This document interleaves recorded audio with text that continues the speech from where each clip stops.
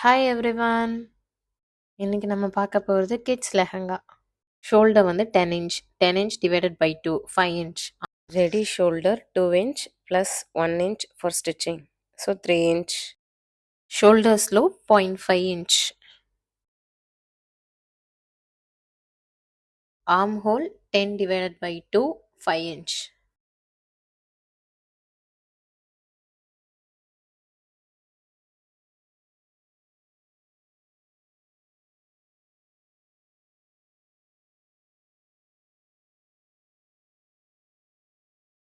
Shoulder mid பாயிண்ட்லேருந்து length எடுத்துக்கோங்க. Top 10.5 plus half inch seam allowance. Chest divided by 4 plus 1 inch. So 6.5 plus 1 inch seam allowance. Waist divided by 4 plus 1 inch. So 6 plus 1 inch. Chest வேல்யூலேருந்து 0.5 minus பண்ணி போட்டாலும் கரெக்டாக தான் வரும். Arm hole mid point எடுக்கணும்.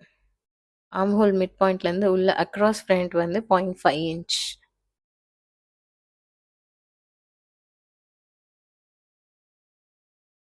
French curve வச்சு arm ஹோலை வந்து complete பண்ணுங்கள்.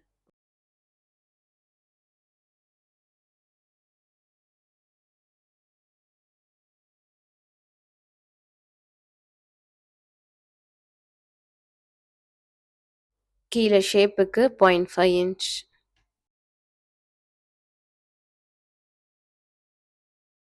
Neck depth வந்து ஷோல்டர் மிட் பாயிண்ட்லேருந்து எடுக்கணும். ஃப்ரண்ட்டோட டெப்த் வந்து 3 இன்ச்.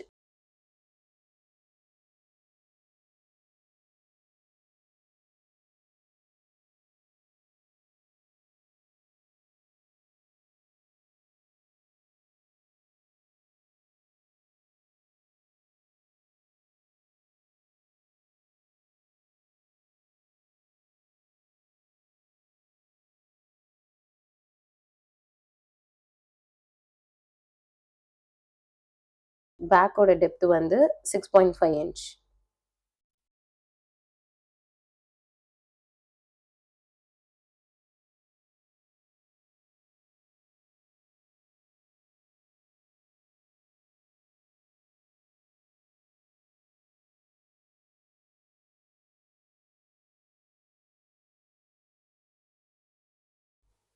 ஸோ இப்போ பேட்டர்னை கட் பண்ணிக்கோங்க.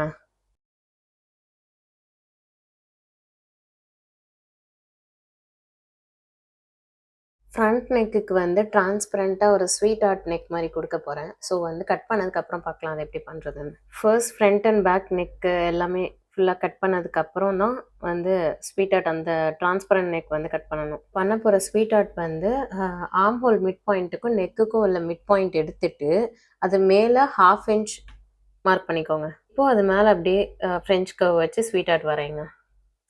ஸ்வீட் ஆர்ட் வந்து நீங்கள் லைனிங்கில் கட் பண்ணணும்.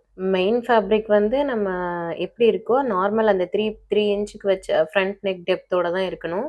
லைனிங்க்கு மட்டும்தான் இந்த ஸ்வீட் ஆர்ட் நெக் வரணும். அப்போ தான் மேலே டிரான்ஸ்பரண்ட்டாக இருக்கும். Cutting part over, stitching part எப்படின்னு நெக்ஸ்ட் பார்ட்டில் சொல்லித்தரேன்.